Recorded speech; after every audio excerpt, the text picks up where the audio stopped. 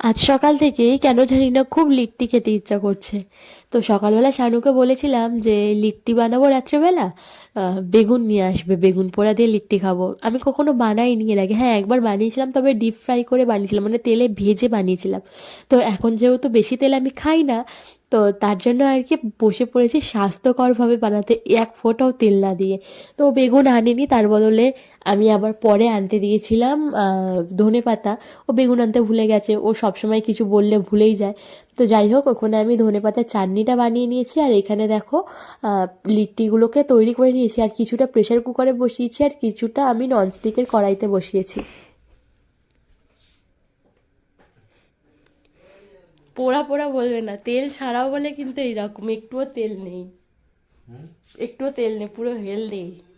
আলু খাও। তুমি খাও আগে। তুমি বলছিলে বানাতে পারি না, বানাতে পারি না।